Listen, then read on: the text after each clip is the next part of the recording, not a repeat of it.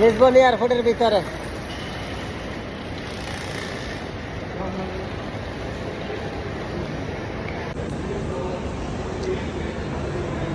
Dubai বিমান number হচ্ছে 194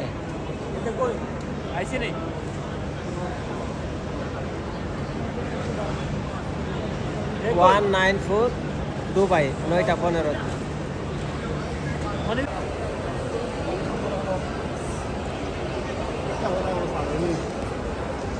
আমাদের বড় ভাই মনির হোসেন ভাই যাইতেছে 18 বছর পরে বাড়িতে।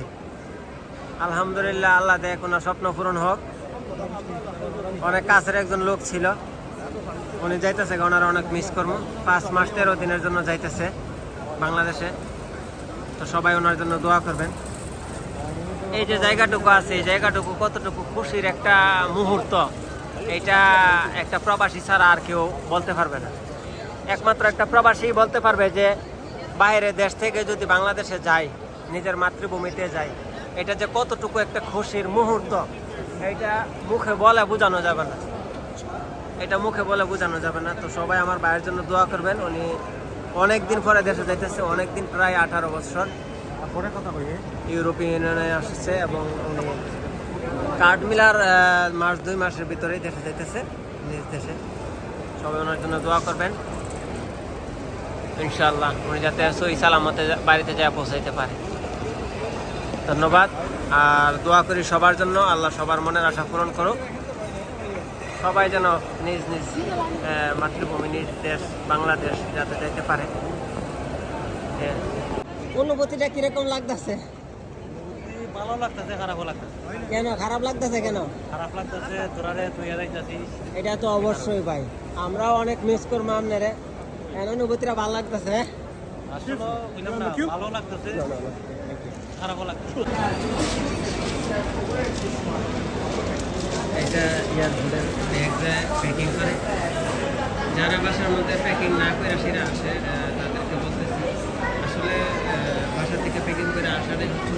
কারণ এখানে এই একটু পলিথিন দেখেন, এটা কীভাবে প্যাকেট করতেছে। এই একটু পলিথিন দিয়ে সে ব্যাগ দিবে, তারা আপনার থেকে 20 ইউরো 19 ইউরো 99 দেখেন। যারা দেখতে চাইতেছেন তারা অবশ্যই বাসা থেকে প্যাকেট করে নিয়ে আসবেন। এখানে 20 ইউরো দিয়ে আপনাকে প্যাক করতে হবে।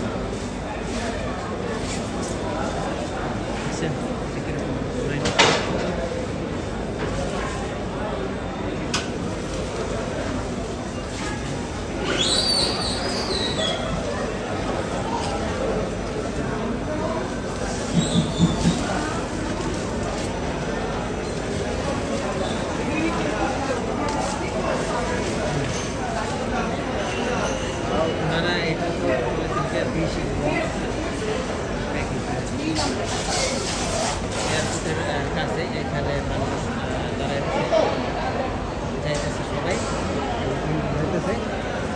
আমরা ওনার লাগেজটা অবশ্য রুম থেকে প্যাকিং করে নিয়ে আসছি, এই যে।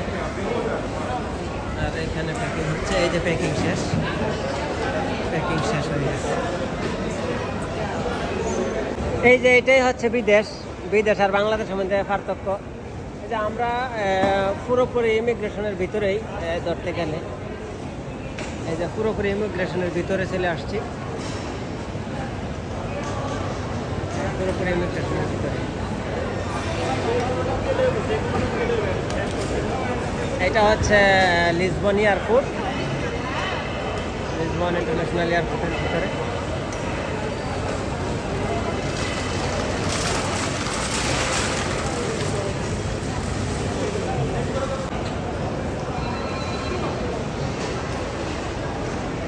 বন্ধু মনির যাইতেছে গা।